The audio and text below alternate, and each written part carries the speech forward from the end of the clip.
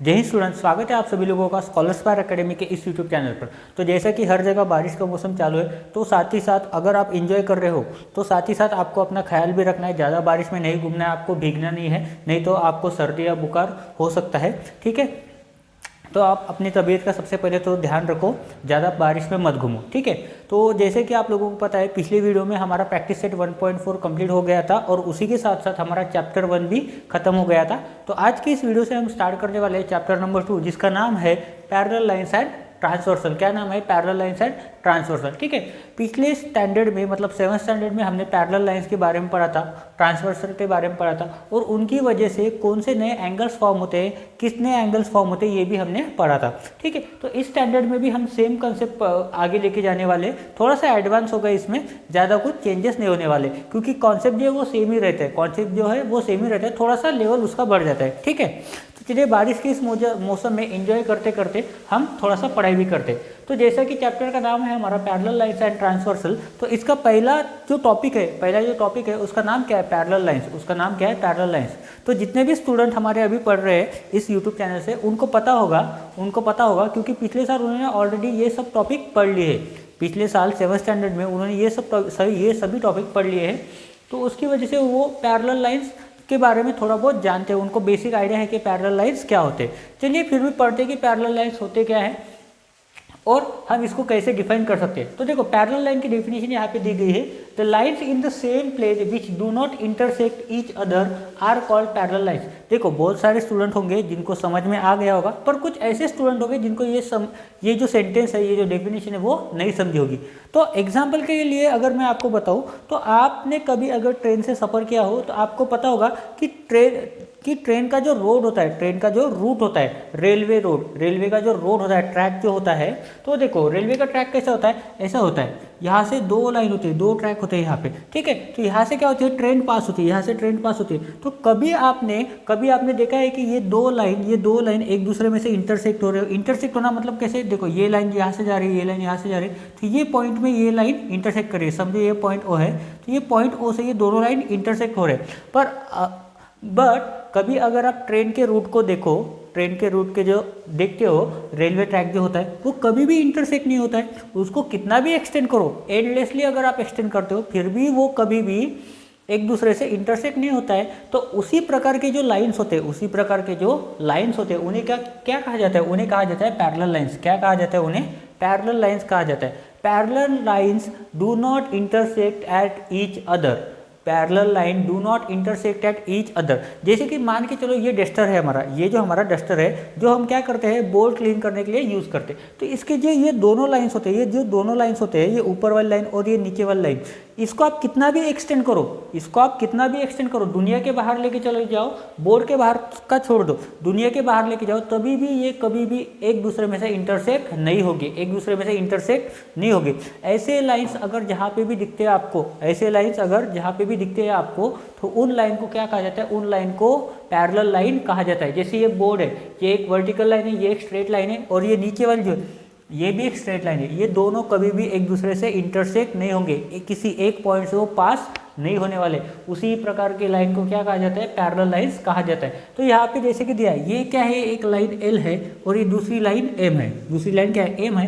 ये दोनों लाइन क्या हो रहे हैं? स्ट्रेट एक ही डायरेक्शन में मूव हो रहे हैं, या फिर हम बोल सकते हैं दोनों डायरेक्शन में मूव हो रहे हैं। अगर ये लाइन को मैं दोनों डायरेक्शन में एक्सटेंड करूँ, तो ये दोनों लाइन क्या होंगे? एक्सटेंड तो कर सकता हूँ मैं उसको एंडलेसली। जहाँ तक दुनिया चल रही है, जहाँ तक दुनिया है, या फिर यूनिवर्स में जहाँ तक ये एक्सटेंड हो सकते हैं, वहाँ तक मैं एक्सटेंड कर दूंगा। बट क्या ये लाइन इंटरसेक्ट होंगे? नहीं होंगे। क्यों? क्योंकि ये क्या है? ये दोनों पैरेलल लाइन है। कैसे पता चला? क्योंकि हमने क्या पढ़ रहे हैं अभी? हम पैरेलल लाइन्स पढ़ रहे हैं, तो जाहिर सी बात है पैरेलल लाइन में वो कौन से एग्जाम्पल देने वाले हैं? पैरेलल लाइन्स के एग्जाम्पल देंगे। तो ऐसे जो लाइन होते हैं, जो एंडलेसली हम किसी भी डायरेक्शन में एक्सटेंड कर सकते हैं, एंडलेसली, इनफाइनाइटली।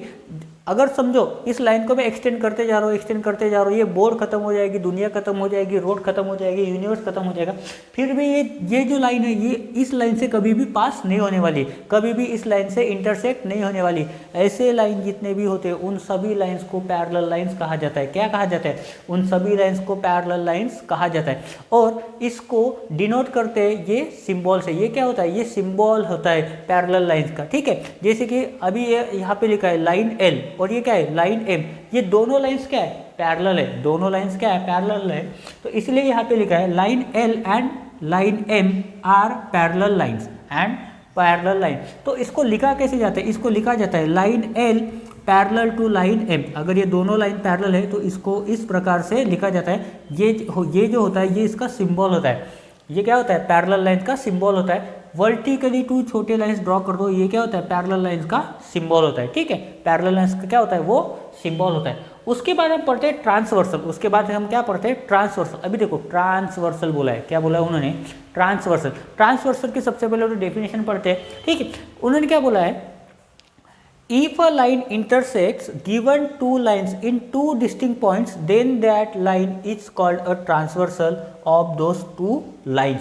तो देखो दिए गए जो दो लाइन्स होते हैं, दिए गए जो भी दो लाइन्स है, उसमें से अगर कोई एक लाइन इंटरसेक्ट होती है टू डिस्टिंक्ट पॉइंट में कितने? टू। मिनिमम टू होने चाहिए और मैक्सिमम कितने भी हो सकते हैं, दो से ज़्यादा भी हो सकते हैं। तो उस लाइन को क्या कहा जाता है? उन दोनों लाइन का ट्रांसवर्सल कहा जाता है। क्या कहा जाता है? उन दो लाइन का ट्रांसवर्सल कहा जाता है, ठीक है। जैसे कि अभी देखो यहाँ पे क्या दिया है? ये एक लाइन एम है। कौन सी है? लाइन एम है। और दूसरी लाइन क्या है हमारी? लाइन एन है। दूसरी लाइन क्या है? लाइन एन है। और इन दोनों लाइन से एक लाइन इंटरसेक्ट हो रही है जिस लाइन का नाम है लाइन एल। अब ये जो लाइन इंटरसेक्ट हो रही है वो कहाँ से इंटरसेक्ट हो रही है? दो डिस्टिंक्ट पॉइंट से, जिसका नाम है पॉइंट ए और दूसरे का नाम है पॉइंट बी। ये क्या हो रहा है? लाइन एल इंटरसेक्ट हो रहा है इन दोनों लाइन में से। और इंटरसेक्ट कहाँ पे हो रहा है? पॉइंट ए में हो रहा है और इंटरसेक्ट पॉइंट बी में भी हो रहा है। दोनों लाइन इंटरसेक्ट हो रहे हैं। तो ये जो लाइन एल है, इसे कहा जाता है ट्रांसवर्सल। इसे क्या कहा जाता है? Transversal of line M and N. किन दो लाइन का ट्रांसवर्सल? लाइन एम और लाइन एन का ट्रांसवर्सल। लाइन एम और लाइन एन का ट्रांसवर्सल इसे कहा जाता है, ठीक है। इतना समझा आपको? तो ऐसा जरूरी नहीं है कि वो दो लाइन पैरेलल ही हो। ऐसा जरूरी नहीं है कि जो दो लाइन में से ये ट्रांसवर्सल पास हो रही है, इंटरसेक्ट हो रही है, कि वो लाइन पैरेलल ही हो। अगर वो पैरेलल नहीं भी होते तब भी वो ट्रांसवर्सल कहलाती है। अगर वो दो लाइन पैरेलल होती है तब भी वो ट्रांसवर्सल कहलाती है। वो अपने सेल्फ रिस्पेक्ट से कॉम्प्रोमाइज़ नहीं करते हैं कभी भी। ट्रांसवर्सल अपनी सेल्फ रिस्पेक्ट कभी नहीं छोड़ते। वो बोलती है यहाँ पे पैरेलल लाइन रहने दो या फिर नॉन पैरेलल लाइन रहने दो, मैं खुद को ट्रांसवर्सल ही बोलूँगी, मैं सेल्फ रिस्पेक्ट के साथ कॉम्प्रोमाइज़ नहीं कर सकती। अगर आपको कोई दूसरा नाम रखना है तो आप नहीं रख सकते हो। ये मेरी खुद की पहचान है। ये क्या है? ये मेरी आइडेंटिटी है, मेरी पहचान है, ये मेरी सेल्फ रिस्पेक्ट है। इसको मैं नहीं छोड़ सकती, ठीक है। तो ये होता है ट्रांसवर्सल। उसके बाद हम देखते हैं एंगल्स मेड बाय ट्रांसवर्सल। देखो जब भी कोई लाइन दो लाइन में से इंटरसेक्ट होती है, दो डिस्टिंक्ट पॉइंट में जब इंटरसेक्ट होती है तो उसके क्या कहा जाता है? उसको कहा जाता है ट्रांसवर्सल। उसको क्या कहा जाता है? उसको कहा जाता है ट्रांसवर्सल, ठीक है। तो जैसे कि देखो अभी क्या दिया है उन्होंने? एक लाइन दी है, ये एक लाइन है, ये PQ, दूसरी लाइन है RS। इन दोनों लाइन में से एक लाइन पास हो रही है जिसका नाम रखा है उन्होंने AT, लाइन AT। और ये लाइन AT जो है टू डिस्टिंक्ट पॉइंट से पास हो रही है, टू डिस्टिंक्ट पॉइंट से इंटरसेक्ट हो रही है। तो उस पॉइंट का नाम है पॉइंट M और पॉइंट N। तो जब भी ऐसा होता है तो क्या होते हैं? कुछ एंगल्स फॉर्म होते हैं। जैसे कि अगर आप ये देखते हो पॉइंट M, ये जो पॉइंट M है, ये पॉइंट M से चार एंगल्स फॉर्म होते हैं। कितने एंगल? चार एंगल फॉर्म होते हैं। ये 1, ये 2, ये 3 और ये 4। एक पॉइंट से, पॉइंट M से, जहाँ से वो ट्रांसवर्सल इंटरसेक्ट हो रही है, साइड पी क्यू को इंटरसेक्ट कर रही है, उस पॉइंट से कितने एंगल फॉर्म होते हैं? 4 एंगल फॉर्म हो रहे हैं। सिमिलरली ये जो पॉइंट एन है, ये जो पॉइंट हमारा एन है, वहाँ पे उस पॉइंट की वजह से कितने एंगल फॉर्म होने वाले हैं? वहाँ पर भी 4 एंगल फॉर्म होने वाले हैं। ये 5, ये 6, ये 7, ये 8, कितने एंगल फॉर्म होने वाले हैं? यहाँ पे टोटल 8 एंगल्स फॉर्म होने वाले। कितने एंगल फॉर्म हो रहे हैं? टोटल 8 एंगल्स फॉर्म हो रहे। अभी देखो क्या लिखा है हेडिंग में, angles made by a transversal. अभी मैंने क्या बोला है कि कुल मिला के 8 एंगल्स फॉर्म हो रहे, 8 एंगल्स फॉर्म हो रहे। बट अभी ये जो 8 एंगल्स फॉर्म हो रहे हैं, उनका कुछ नाम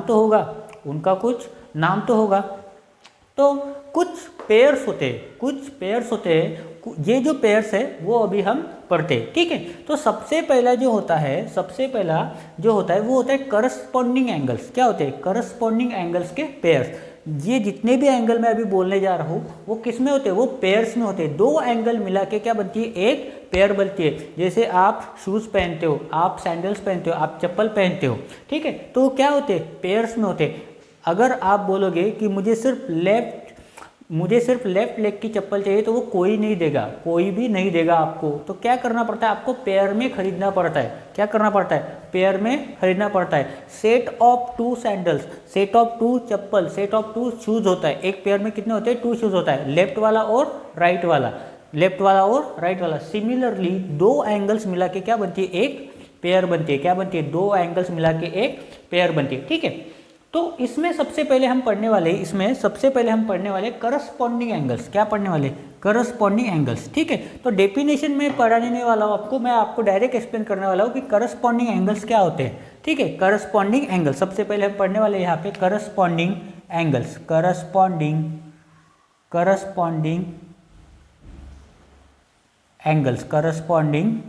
एंगल्स देखो, ठीक है।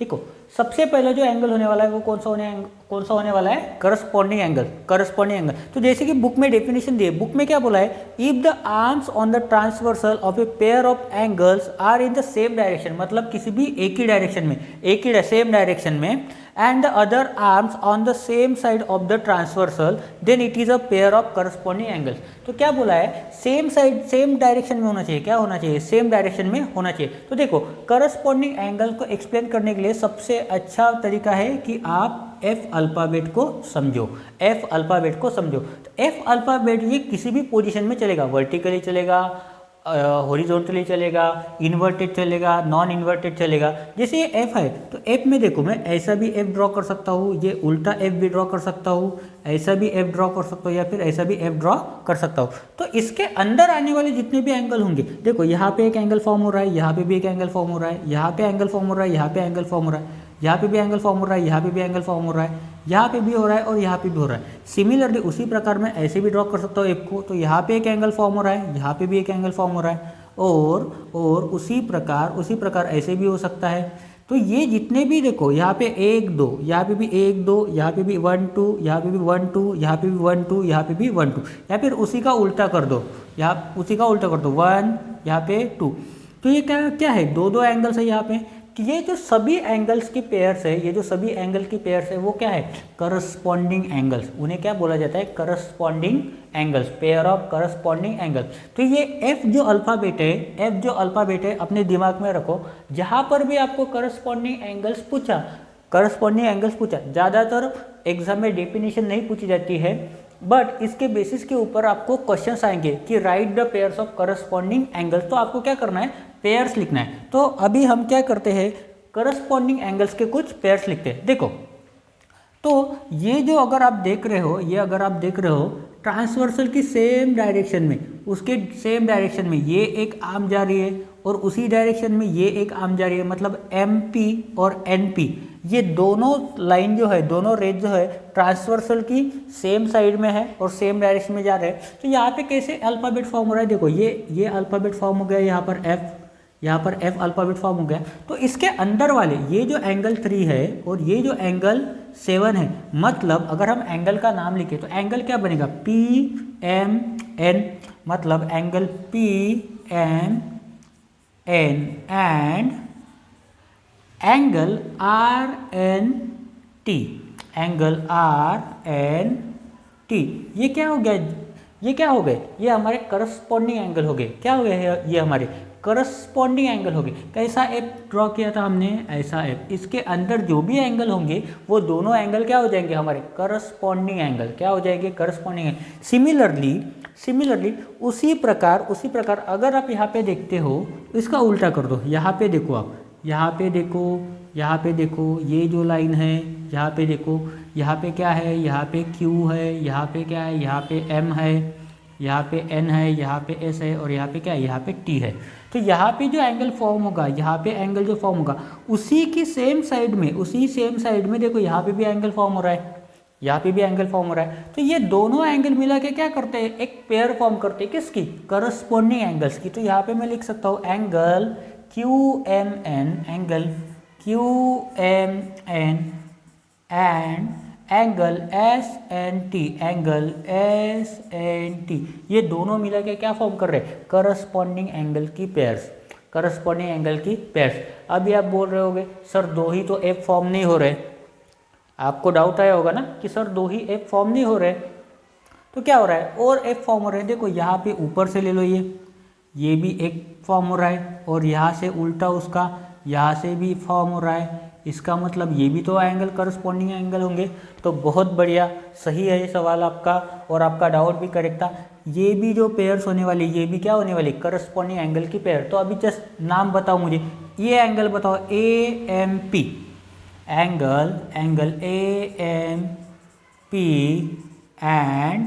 एंगल AMP हो गया। तो इसी की सेम डायरेक्शन में जहाँ पे भी ये आएगा, जहाँ पे भी ये एंगल आएगा, वही एंगल क्या होगा, करस्पॉन्डिंग एंगल। तो क्या लिखेंगे एंगल का नाम, MNR, एंगल MNR। क्या हो गई, एक और पेयर हो गई। सिमिलरली उसके अपोजिट डायरेक्शन में मिल जाएगी, यहाँ पे एक मिलेगा एंगल, यहाँ पे एक मिलेगा। तो ये एंगल कौन सा, एंगल AMQ, एंगल AMQ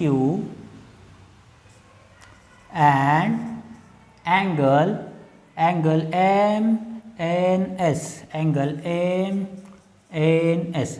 तो इसमें टोटल कितने पेयर बने, टोटल बने इसमें 4 पेयर्स। और ये क्या था हमारा, क्या था सोचो, क्या था, देखो नाम लिखा है, क्या था, ये थे हमारे pairs of corresponding angles, pairs of corresponding angle. तो ऐसा क्वेश्चन आपको एग्जाम में आ सकता है 1 या 2 मार्क के लिए, जहाँ पे आपको बोला जाएगा कि write down the pairs of corresponding angle from the given figure. जो भी फिगर दी गई होगी उसको ऑब्जर्व करके आप पेयर्स ऑफ करस्पॉन्डिंग एंगल्स लिखो, ठीक है। उसके बाद हम अभी पढ़ते हैं इंटरनेट, उसके बाद अभी हम पढ़ते हैं इंटीरियर एंगल्स। उसके बाद सेकंड हम पढ़ने वाले हैं इंटीरियर एंगल। तो इंटीरियर एंगल को कैसे डिफाइन किया गया है, देखो, a pair of angles on the same side of the transversal. कहाँ पे, ट्रांसवर्सल की सेम साइड पे, कहाँ पे, ट्रांसवर्सल की सेम साइड पे। If the angles on the same side of the transversal and inside the given lines it's called as interior angles, मतलब उन्होंने क्या बोला है, जैसे कि ये दो लाइन है, ये दो लाइन में से एक ट्रांसवर्सल पास हो रही है। तो ट्रांसवर्सल की किसी भी सेम साइड पे, किसी भी एक डायरेक्शन में, देखो जैसे कि हम ये बोल रहे हैं सेम साइड, मतलब समझो इसी साइड में फॉर्म हो रहे हैं, कहाँ पे, दो लाइन के अंदर, इनसाइड मतलब दोनों लाइन के अंदर। तो ये जो एंगल्स होते हैं अंदर का क्या फॉर्म हो रहे हैं, यहाँ पे फॉर्म हो रहे हैं, यहाँ पे ये एंगल फॉर्म हो रहा है, यहाँ पे ये एंगल फॉर्म हो रहा है। तो ये जो एंगल्स होते हैं इन्हें क्या कहा जाता है, इन्हें कहा जाता है इंटीरियर एंगल्स। और ये भी कैसे होते हैं, ये भी होते हैं पेयर्स में, पेयर्स में। तो देखो जैसे कि हमने ये जो शेप ड्रॉ किया था, तो ABCD में ये कौन सा शेप होता है, ये होता है ऐसा शेप और ऐसा शेप किसके बराबर होता है, सी के बराबर होते हैं। तो इंटीरियर एंगल्स के लिए आप सी शेप याद रखो, सी अल्फ़ाबेट याद रखो, वो कैसा भी हो हमें उससे फ़र्क नहीं पड़ता, कैसा भी हो, उल्टा हो, सीधा हो, बैठा हो या खड़ा हुआ हो, कैसा भी हो हमें उससे फ़र्क नहीं पड़ता। बट इसके अंदर आने वाले, जैसे कि ये सी को अगर हम लाइन से ड्रॉ करेंगे तो ऐसा बनेगा, ऐसा बनेगा यहाँ पे। तो इसके अंदर जो भी एंगल फॉर्म होने वाले हैं ये उन सभी को क्या बोलेंगे, इंटीरियर एंगल। इनके अंदर जो भी एंगल्स फॉर्म होते हैं उन सभी को क्या बोलेंगे हम, इंटीरियर एंगल। याद रखो, याद रखो, ठीक है, भूलना नहीं है, भूलना नहीं। वैसे भी यहाँ से पढ़ रहे हो मतलब आप भूलोगे नहीं, इसकी तो मैं गारंटी ले सकता हूँ, ठीक है। तो अभी आप सभी मुझे क्या बताओगे, पेयर्स ऑफ इंटीरियर एंगल्स बताओगे, ठीक है।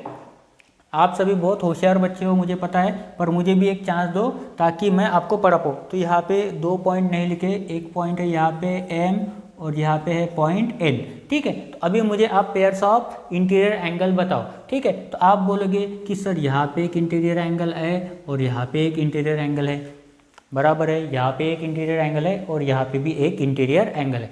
और दूसरी बात सर उसी के अपोजिट साइड में सेम डायरेक्शन में यहाँ पे भी देखो, बोलोगे सर ये देखो यहाँ पे भी एंगल्स फॉर्म हो रहे, तो बराबर है, बराबर है, ठीक है, ठीक है। तो आपने जो आंसर बताया वो एकदम सही है, एकदम सही है। बट सॉरी मैं आपको 60 करोड़ रुपए नहीं दे सकता क्योंकि अभी आप हॉट सीट पे नहीं बैठे हो, ठीक है। तो अभी हम लिखेंगे pairs of alternate, sorry pairs of interior angle, ठीक है, पेयर्स ऑफ इंटीरियर एंगल, ठीक है। तो पेयर कैसे बनेंगे, देखो एंगल का नाम बताओ, एंगल का नाम है PMN, एंगल का नाम क्या है, एंगल PMN, एंड एंगल दूसरा कौन सा एंगल है, एंगल MNR, या फिर उल्टा लिख सकते हो एंगल RNM, हम उल्टा लिखते हैं एंगल RNM, ठीक है। कोई प्रॉब्लम है, कोई प्रॉब्लम है, मुझे पता हो गया, मुझे पता चल गया कि आपने कमेंट में पहले ही आंसर लिख दिए, ठीक है।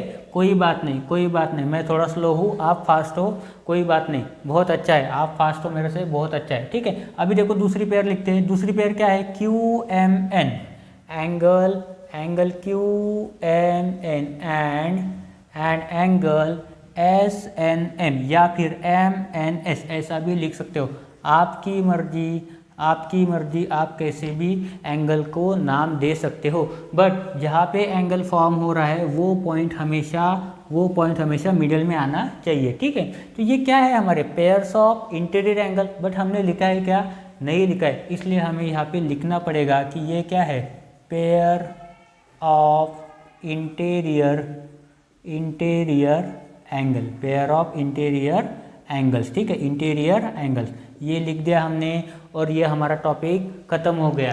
कौन सा, इंटीरियर एंगल्स वाला, पूरा टॉपिक खत्म नहीं हुआ अभी तक, ठीक है, ठीक है, नींद में मत रहो, थोड़ा सा जागते भी रहो, ठीक है। उसके बाद हम पढ़ने वाले हैं 3rd नंबर पे अल्टरनेट एंगल। क्या पढ़ने वाले हैं, अल्टरनेट एंगल्स। अल्टरनेट एंगल में 2 तरह के एंगल होते हैं, इंटीरियर अल्टरनेट एंगल और दूसरा होता है एक्सटीरियर अल्टरनेट एंगल। तो यहाँ पे सबसे पहले हम लिखते हैं इंटीरियर अल्टरनेट एंगल्स और दूसरा होता है एक्सटीरियर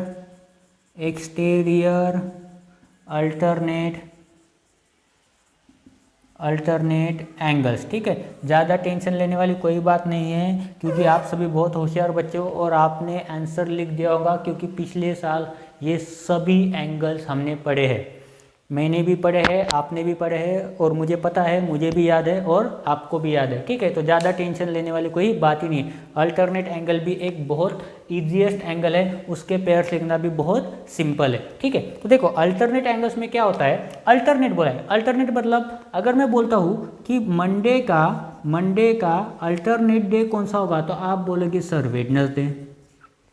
वेडनेसडे क्यों बोलोगे सर, क्योंकि आपने पूछा है अल्टरनेट डेज, तो एक को छोड़ के मतलब ट्यूसडे को छोड़ दे तो वेडनेसडे को छोड़ दे तो फ्राइडे को छोड़ दे तो संडे, ठीक है। तो अल्टरनेट डेज मतलब एक दिन छोड़ के, जैसे 1 का अल्टरनेट होता है 3 का अल्टरनेट होता है 5 का अल्टरनेट होता है 7, इसके बीच में जो नंबर होता है उनको स्किप करते चलो, बीच में जो नंबर होता है उसको स्किप कर सकते हो। तो जैसे कि अगर आप देखते हो तो यहाँ पे एक एंगल फॉर्म हो रहा है और दूसरा एंगल यहाँ पे फॉर्म हो रहा है और तीसरा एंगल कहाँ पे फॉर्म हो रहा है, यहाँ पे फॉर्म हो रहा है। मतलब ये एंगल और ये एंगल क्या हो जाएंगे, अल्टरनेट एंगल। ये दोनों एंगल क्या हो जाएंगे, अल्टरनेट एंगल। बट ये क्या है, लाइंस के अंदर है, लाइंस के अंदर है, इसलिए कौन से हो जाएंगे, interior alternate angle, interior alternate angle. अभी देखो ये एंगल कहाँ पे फॉर्म हो रहा है, पी एम एन के बीच में, और दूसरा एंगल कहाँ पे फॉर्म हो रहा है, एम एन एस के बीच में। तो ये जो शेप बन रहा है, ये जो शेप बन रहा है, ये कौन सा अल्फ़ाबेट है हमारा, कौन सा अल्फ़ाबेट है, ये है हमारा अल्फ़ाबेट Z। कौन सा अल्फ़ाबेट है ये हमारा, ये हमारा Z अल्फ़ाबेट। तो Z के अंदर जो भी एंगल्स आते हैं, Z के अंदर ये जो भी एंगल्स आते हैं उन्हें क्या कहा जाता है, उन्हें कहा जाता है alternate interior angle, alternate interior angle. तो यहाँ पे हम बना देंगे यहाँ पे एक Z या फिर ऐसा Z, कैसा भी हो हमें उससे मतलब नहीं, बस इसके अंदर आना चाहिए। हमारी रिक्वायरमेंट क्या है भाई कि Z के अंदर में अगर आ गया तो उसे हम डायरेक्टली अल्टरनेट इंटीरियर एंगल के पेयर में लिख सकते हैं या फिर इंटीरियर अल्टरनेट एंगल के पेयर में लिख सकते हैं। सिमिलरली एक्सटर्नल में क्या होगा, इसी लाइन को एक्सटेंड कर दो, इसकी ट्रांसवर्सल को बस एक्सटेंड कर दो, ट्रांसवर्सल को आप एक्सटेंड कर दो। देखो कैसे एंगल फॉर्म हो रहा है, बाहर ऐसे एंगल फॉर्म हो रहा है, आप बोलोगे ऐसे एंगल फॉर्म हो रहा है, कैसे हो रहा है, ऐसे एंगल फॉर्म हो रहा है। तो ये जो पेयर है, ये जो पेयर है, इसे क्या बोलते हैं, एक्सटीरियर अल्टरनेट एंगल। क्या बोलते हैं, एक्सटीरियर। क्यों, क्योंकि वो Z के बाहर फॉर्म हो रहा है, अंदर हो रहा है क्या, नहीं हो रहा है। कहाँ फॉर्म हो रहा है, Z के बाहर वाले साइड में फॉर्म हो रहा है, इसी वजह से उसको क्या कहा जाता है, अल्टरनेट एक्सटीरियर एंगल या फिर एक्सटीरियर अल्टरनेट एंगल। ठीक है, अभी क्या करोगे आप लोग जल्दी से कमेंट में एक्सटीरियर एंगल के पेयर लिखोगे, एक्सटीरियर अल्टरनेट एंगल्स की पेयर लिखोगे और इंटीरियर अल्टरनेट एंगल्स की पेयर लिखोगे। मेरे से पहले आपका लिख के हो जाना चाहिए। ठीक है, जैसे जैसे आप टाइप कर रहे हो वैसे वैसे आपको यहाँ पे भी बताना है। तो देखो इंटीरियर एंगल की पेयर कैसे हो रही है, P M N, angle P M N and angle M N S, angle M N S. ये क्या है, pair of interior alternate angles. दूसरा देखो यहाँ पे क्यू एम एन और एम एन आर। ठीक है, Q M N, angle Q M N and angle M N R, angle M N R. ठीक है, ये दोनों भी क्या हो गए, एंगल्स। कौन से एंगल, इंटीरियर अल्टरनेट एंगल्स। ठीक है, इंटीरियर अल्टरनेट एंगल्स, भूलना नहीं है, भूलोगे भी नहीं। ठीक है, जितने ज़्यादा बार आप भूलने का ट्राई करोगे ये वो उतना ही ज़्यादा आपको याद हो जाएगा। ठीक है, अगर मैं पढ़ाऊँ तो आप ट्राई करो कि ये चीज़ें भूल जाओ। मैं तो खुद बोल रहा हूँ कि ये एंगल आप भूल के दिखाओ, ये एंगल्स आप भूल के दिखाओ कि पेयर्स कैसे बनते हैं। उसके बाद अगर ये याद रह गए तो उसके लिए रिस्पॉन्सिबल मैं नहीं हूँ। ठीक है, अभी हम लिखेंगे pairs of alternate exterior angle या फिर एक्सटीरियर अल्टरनेट एंगल। तो देखो Z के बाहर चले जाओ, Z के बाहर चले जाओ, कैसे, ऐसे और ऐसे, कैसे जाएंगे, ऐसे और ऐसे। तो ये जो Z है यहाँ पे ऐसा एक एंगल बाहर फॉर्म हो रहा है और ऐसा एक एंगल बाहर फॉर्म हो रहा है। तो क्या करेंगे, लिखेंगे इसका नाम क्या है, angle A M P, angle A M P and angle इसके अपोजिट डायरेक्शन में सीधा कहाँ पे, angle S N T, angle S N T. क्या है ये, एक्सटीरियर अल्टरनेट एंगल्स। क्या है ये, pair of exterior alternate angle. Similarly उसी प्रकार यहाँ पे भी हो रहा है, तो इसी के अपोजिट में यहाँ पर भी तो हो रहा है, उसको क्यों छोड़ना भाई, उसको भी थोड़ी इज्जत दे दो। तो यहाँ पे लिखेंगे A M Q, angle A M Q and angle R N T, angle R N T. ठीक है, ठीक है, ये क्या हो गए हमारे एक्सटीरियर अल्टरनेट एंगल्स। तो इतना समझा आपको, इतना समझा। आप बोलेंगे सर नहीं समझा, क्यों, क्योंकि बहुत ही डिफ़िकल्ट था, सच में बहुत ही डिफ़िकल्ट था, मुझे भी नहीं समझ में आ रहा है, बहुत ही डिफ़िकल्ट था, बहुत ही डिफ़िकल्ट था, बहुत ही हार्ड था, मुझे भी समझ में नहीं आ रहा है। तो आप ऐसा करो कि आप जल्दी से ट्राई करो कि इसको भूल जाओ, जल्दी से ट्राई करो, इसको भूल जाओ, इसको पढ़ो ही मत, इसको पढ़ो ही मत, भूल जाओ इसको। जितना ज़्यादा टाइम लगाओगे आप भूलने में उतने ही ज़्यादा टाइम ये याद रहेगा। सो इससे अच्छा है कि इसको भूल जाओ और याद ही मत रखो, ठीक है। तो ये अभी हमने तीनों टाइप के एंगल पढ़ लिए, एंगल्स मेड बाय ट्रांसवर्सल या फिर एंगल्स फॉर्म बाय ट्रांसवर्सल। तो कितने तरीके के एंगल फॉर्म होते हैं? टोटल 3 तरीके के एंगल फॉर्म होते हैं। सबसे पहला कौन सा था? सबसे पहला था करस्पॉन्डिंग एंगल्स। कौन सा अल्फ़ाबेट यूज़ करते हैं हम वहाँ पे करस्पॉन्डिंग में? F alphabet. पहले वाले में कौन सा यूज़ करते हैं? F alphabet. किसमें? करस्पॉन्डिंग एंगल्स में। सेकंड क्या था? सेकंड था इंटीरियर एंगल। इंटीरियर एंगल में क्या करते हैं हम? सी अल्फ़ाबेट का यूज़ करते हैं। क्या करते हैं? C alphabet. उसके अंदर फॉर्म होने वाले जो भी एंगल्स होते हैं वो क्या होते हैं? Interior angles. और तीसरा लास्ट कौन सा है? तीसरा लास्ट है हमारा अल्टरनेट एंगल्स। अल्टरनेट एंगल में कितने तरह के होते हैं? 2 तरह के होते हैं, इंटीरियर अल्टरनेट एंगल और दूसरा होता है एक्सटीरियर अल्टरनेट एंगल। तो इंटीरियर अल्टरनेट एंगल के लिए क्या होना चाहिए? जेड के अंदर वाले, जेड के अंदर वाले, ठीक है, इंटीरियर अल्टरनेट एंगल के लिए। और एक्सटीरियर एंगल के कैसा? एक्सटीरियर एंगल के लिए क्या होना चाहिए? जेड के बाहर फॉर्म होने वाले, जेड के बाहर फॉर्म होने वाले जो एंगल्स होते हैं उनके पेयर को क्या कहा जाता है? Exterior alternate angle. Exterior alternate angle, ठीक है। इतना समझा आपको? तो ये जो तीनों टाइप के एंगल है उसके बेसिस के ऊपर प्रैक्टिस सेट 2.1 में कुछ क्वेश्चन दिए गए हैं। तो उन्हीं क्वेश्चन को अभी हम इसी वीडियो में क्या करते हैं? सॉल्व करते हैं, ठीक है।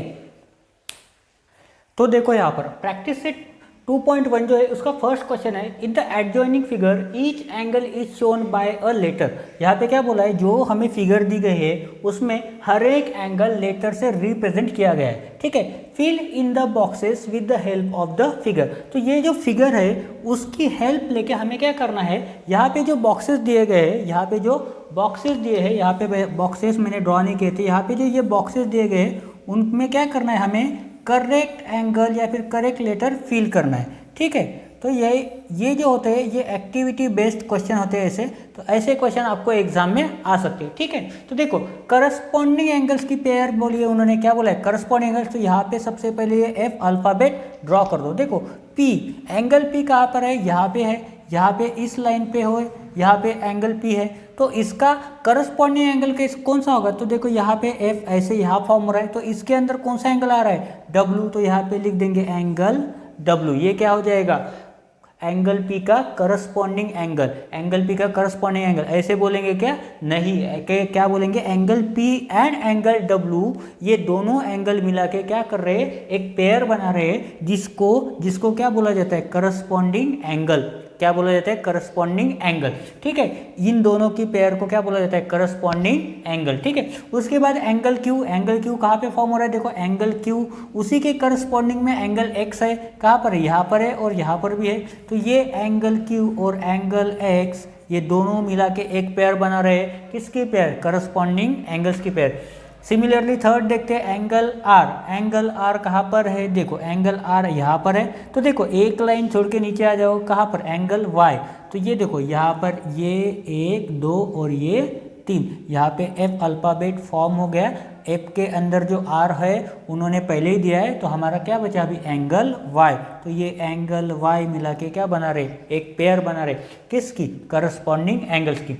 सिमिलरली लास्ट में जो बचा है एस, ये जो एस है किसके साथ फॉर्म हो रहा है? जेड के साथ। जेड के साथ अगर ये एंगल एस और एंगल जेड की एक पेयर बना दे तो क्या बनाएगा ये हमारे लिए? करस्पॉन्डिंग एंगल्स की एक पेयर। तो यहाँ पे क्या आएगा? एंगल जेड, ठीक है। जो भी बॉक्सेस दिए गए थे वो भर लिए हमने नहीं, क्योंकि नीचे 2 बॉक्सेस अभी बचे। तो देखते दूसरा क्या बोला है उन्होंने? Interior alternate angle. Interior alternate angle बोला है, एक्सटीरियर नहीं। तो पहला कौन सा एंगल दिया है? एस। एंगल एस कहाँ पे? यहाँ पे। तो इसका इंटीरियर अल्टरनेट कहाँ पे? तो देखो यहाँ पे कहाँ होगा? यहाँ पे देखो जेड फॉर्म करो, हो गया जेड। जेड के अंदर एक साइड यहाँ पे दिया है, दूसरा क्या होगा? Angle x. तो एंगल एक्स एंगल एस दोनों मिला के क्या फॉर्म कर रहे हैं? इंटीरियर अल्टरनेट एंगल्स की एक पेयर, ठीक है। सिमिलरली डब्ल्यू को देखते हैं, तो डब्ल्यू कहाँ पर है? डब्ल्यू यहाँ पर है। तो इसी की अपोजिट डायरेक्शन में देखो यहाँ पे एंगल आर, ये दोनों मिला के क्या कर रहे हैं? इंटीरियर अल्टरनेट एंगल की एक पेयर बना रहे। तो क्या आएगा यहाँ पे? Angle are.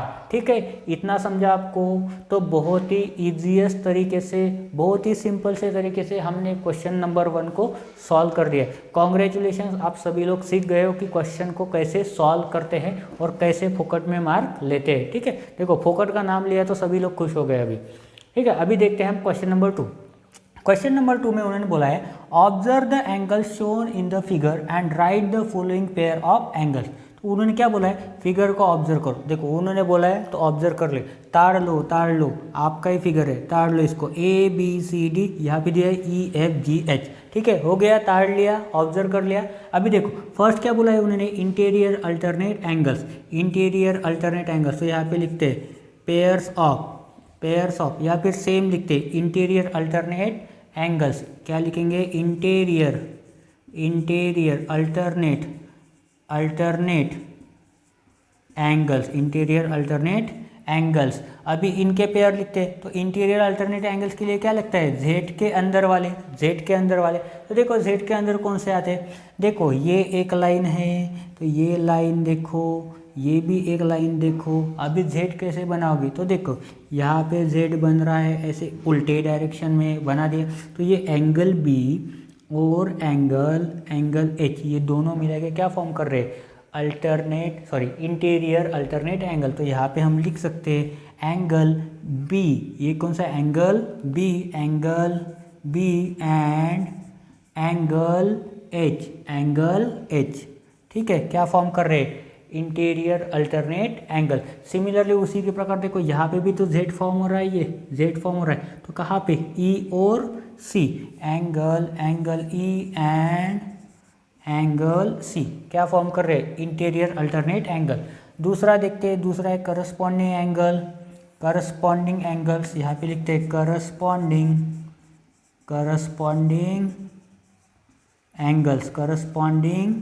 एंगल्स। कौन सा अल्फ़ाबेट, एफ अल्फ़ाबेट। तो यहाँ पे देखो बहुत ही सिंपल है, ये 1 2 3। अभी देखो यहाँ पे एफ फॉर्म हो रहा है क्या, नहीं हो रहा है, उल्टे हो रहा है। ठीक है, फिर भी ये दोनों एंगल क्या हो जाएंगे हमारे लिए, करस्पॉन्डिंग एंगल्स। क्या हो जाएंगे, करस्पॉन्डिंग एंगल। तो यहाँ पे हम लिखेंगे angle B and angle F, angle B and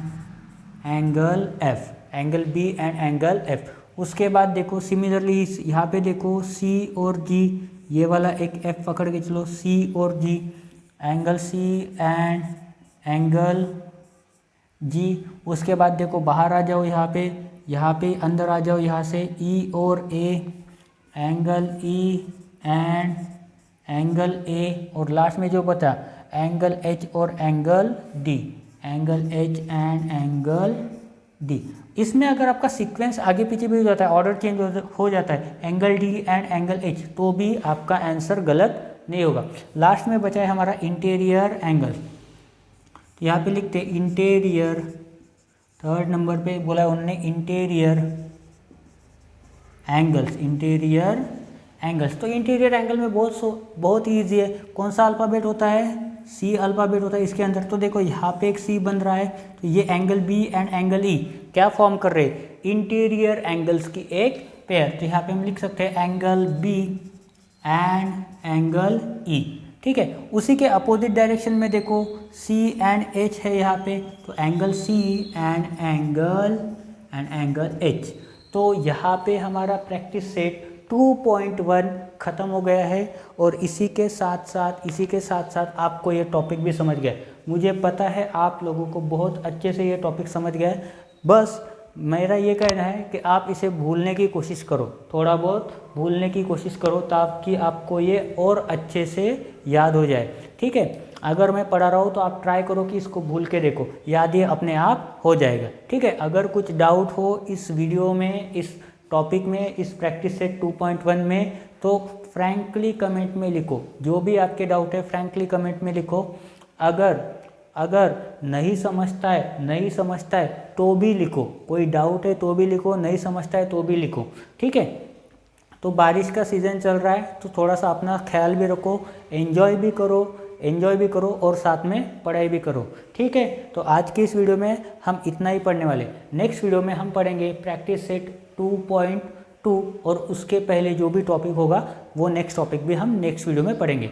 so thank you and जय हिंद।